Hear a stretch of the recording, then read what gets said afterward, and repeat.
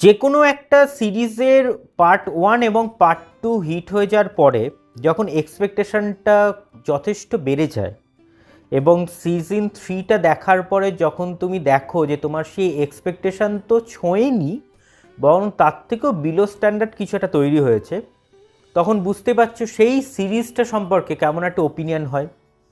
Hello guys, welcome to review square. তোমাদের সাথে আমি রৌনক। আজকে চলে এসেছি মির্জাপুর সিজন 3 রিভিউ করতে, যেটা অ্যামাজন প্রাইমে রিলিজ হয়েছে।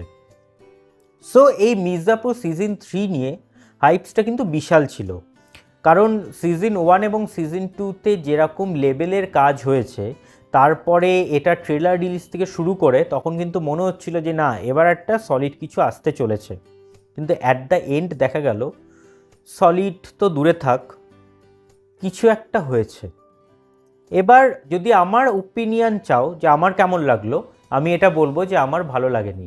এবার এরপরের যেটা মেন পয়েন্ট আমার মনে হয়েছে যে প্রডিউসার, ডিরেক্টর এবং স্ক্রিপ্ট রাইটারদের উচিত, যখন দুটো সিরিজ হিট হয়ে গেছে বা দুটো সিজন হিট হয়ে গেছে, তখন নাম্বার 3 যখন অ্যানাউন্সমেন্ট করা হয়েছে, তখন সেটা মানুষের এক্সপেকটেশন ফুলফিলমেন্ট হবে কিনা সেটা নিয়েও কিন্তু একটু চিন্তাভাবনা করা উচিত।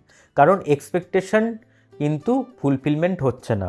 এরপরে পরবর্তী ক্ষেত্রে একটা 10টা এপিসোডের পরে তো মির্জাপুর 4 আসবে, এটা তো বোঝাই যাচ্ছে, স্বাভাবিক ব্যাপার।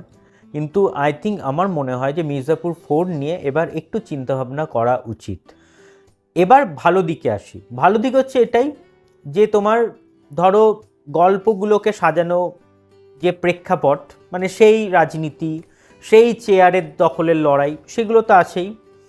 তাছাড়া ধরো প্রত্যেকটা যে ক্যারেক্টার যারা প্লে করেছে, আলি ফজলের অভিনয় ভীষণ ভালো লেগেছে, সৈয়দা ত্রিপাঠীর অভিনয় ভালো, ভায়োলেন্স লেভেলটা কিন্তু মারাত্মক।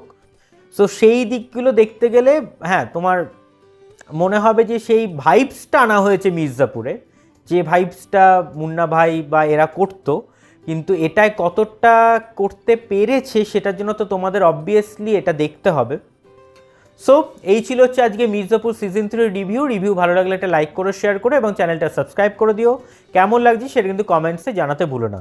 ভালো থাকবেন, সুস্থ থাকবেন এবং সিনেমা দেখবেন আমাদের চোখ দিয়ে। Thank you.